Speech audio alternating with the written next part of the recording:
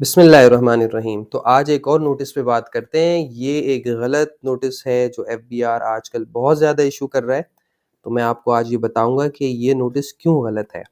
ये notice out of jurisdiction है, और जब हम कहते हैं आउट ऑफ जुरिस्डिक्शन तो इसका ये मतलब भी होता है कि नोटिस पर्टेन करता है किसी अलग सब्जेक्ट मैटर से, और उसमें जो सेक्शन इन्वोक किया जा रहा है वो बिल्कुल अलग है। या फिर हम कहते हैं ये आउट ऑफ जुरिस्डिक्शन है, उसमें कोई प्रोसीजरल डेफिशिएंसी है। तो यहाँ पर एक तो ये सब्जेक्ट मैटर भी इसके अंदर इसमें भी प्रॉब्लम है। अच्छा, नंबर 1, नंबर 2, इसके अंदर प्रोसीजरल डेफिशिएंसी भी है, ठीक है? और फिर इसके अंदर जो अथॉरिटी इस नोटिस को इश्यू कर रही है वो भी कॉम्पिटेंट नहीं है। तीनों मसाइल इसके अंदर हैं। तो ये इसलिए बिल्कुल इल्लीगल नोटिस इशू किया जा रहा है।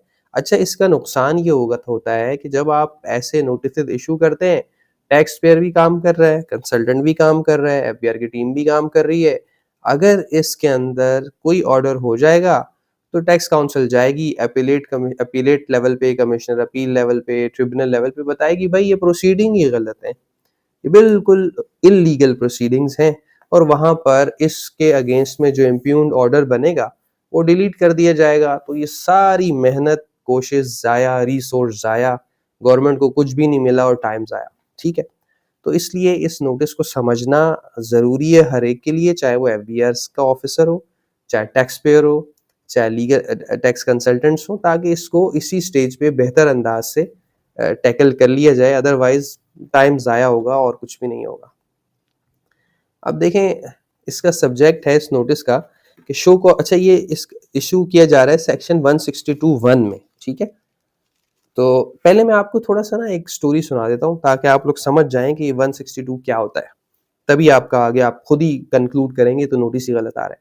देखें, फॉर एग्जांपल, अच्छा आपको मालूम होगा कि विदहोल्डिंग प्रोविजंस होते हैं जिसके अंदर विदहोल्डिंग एजेंट से कहा जाता है कि जब आप पेमेंट करेंगे तो रिसिपिएंट का एनटीएन लीजिएगा, चेक कीजिएगा वो फाइलर है या नॉन फाइलर है, और अकॉर्डिंगली टैक्स काट के उसके बिहाफ पे गवर्नमेंट को जमा करा दीजिएगा।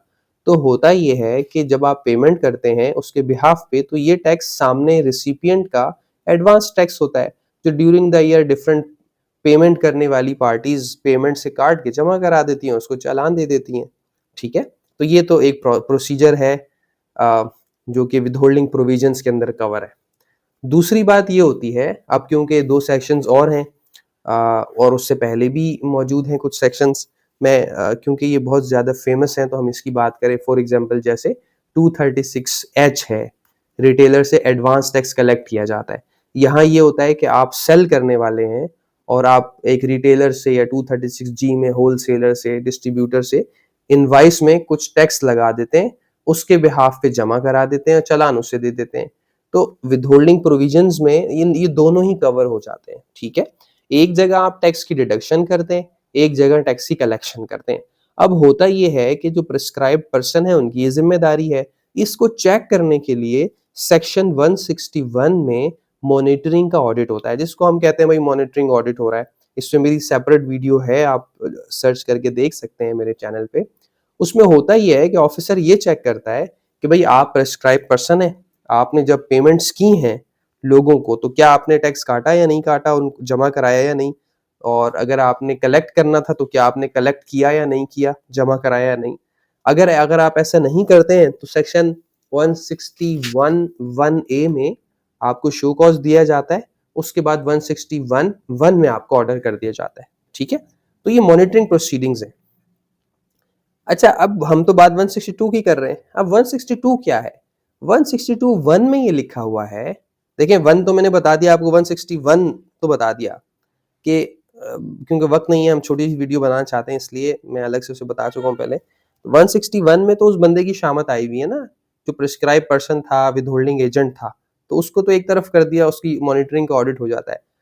अब 162(1) ये कहता है कि अगर एक आदमी ने गलती कर दी और उसने टैक्स नहीं काटा आपका, तो एफबीआर के पास ये अथॉरिटी है कि डायरेक्ट उस आदमी से भी टैक्स वसूल कर सकती है जिसका टैक्स कटना चाहिए था या जिसका टैक्स कलेक्ट किया जाना चाहिए था। फॉर एग्जाम्पल, आप एक कंपनी है और आपने पेमेंट करनी थी, तो ठीक है, कंपनी की तो मॉनिटरिंग हो गई, उसने पेमेंट से टैक्स काटा नहीं काटा, तो 162(1) ये कहता है यहाँ बल्कि नीचे रिप्रोड्यूस भी हुआ है। अब जो मैं आपको स्टोरी बता रहा हूँ वो इसकी बता रहा हूँ कि इसमें क्या बात कही जाती है।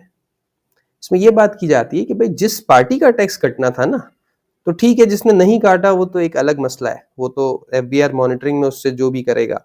लेकिन 162(1) कहता है, में ये कहा जाता है कि जिसका टैक्स कटना चाहिए था उससे भी एफबीआर जाके ले सकती है, या जिससे कलेक्ट होना चाहिए था उस रिटेलर से भी जाके कलेक्ट कर सकती है। ठीक है ना?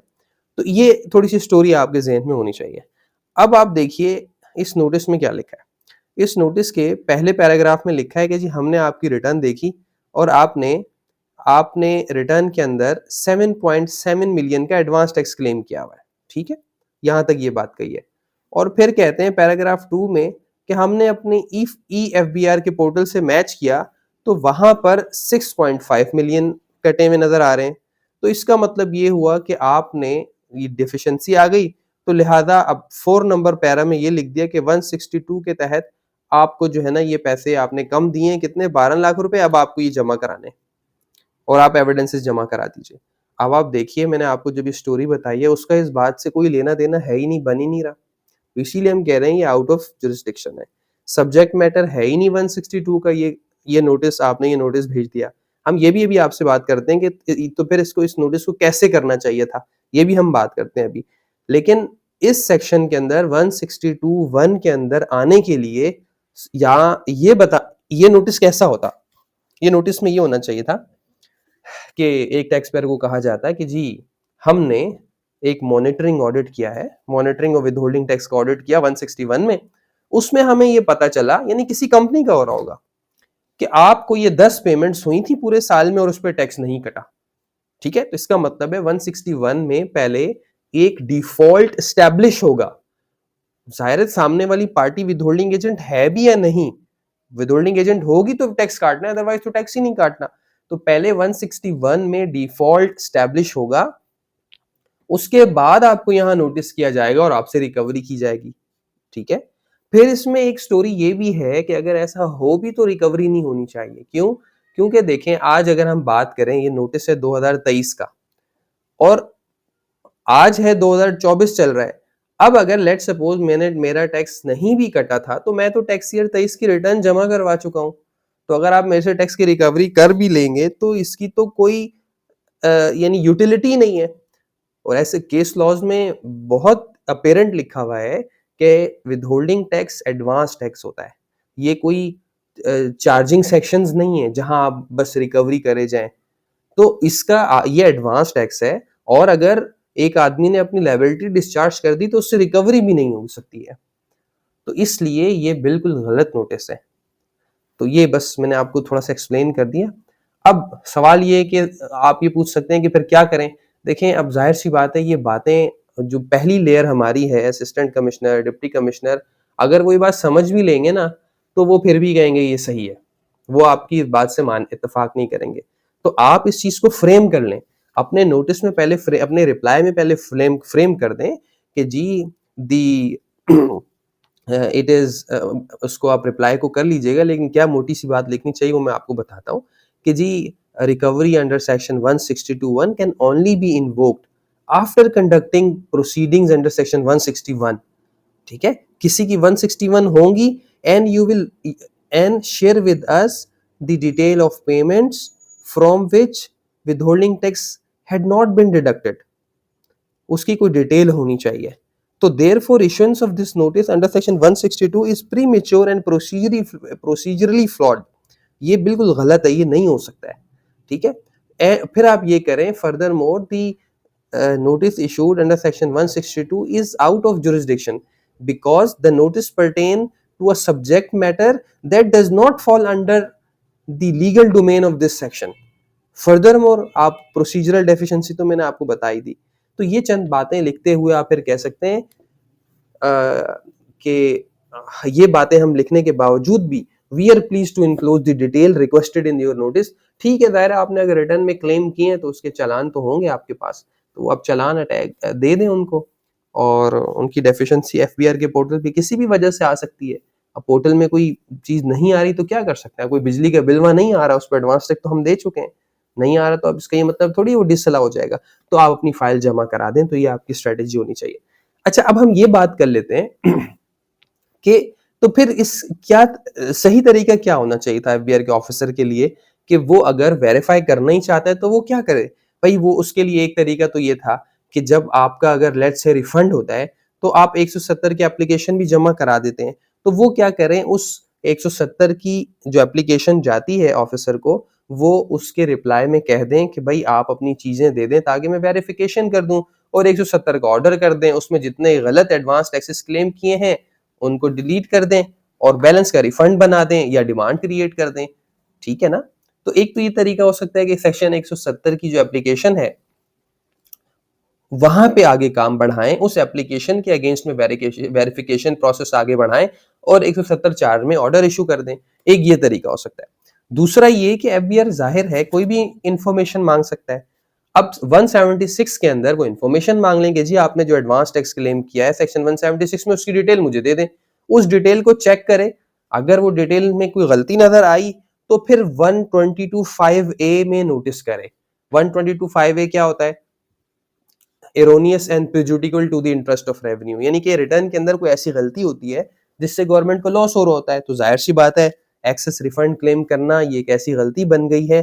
और ये पता उसे कब चला है? पता चला है 176 के अंदर चीजें जब उसने देखी फिर उसे पता चला है। ठीक है, तो पहले ऑफिसर का काम होता है ये एस्टेब्लिश करना कि एरर मौजूद है, तो फिर 1225A का नोटिस करे, फिर उससे पहले 176 में पहले वेरीफाई करे हाँ भाई गलती बन भी रही है या नहीं, और फिर 125A की प्रोसीडिंग्स करके अकॉर्डिंगली जो रिटर्न जो असेसमेंट होगी 120 की उसको अमेंड कर दे। तो एक तरीका ये, इसका बेहतर तरीका ये हो सकता है।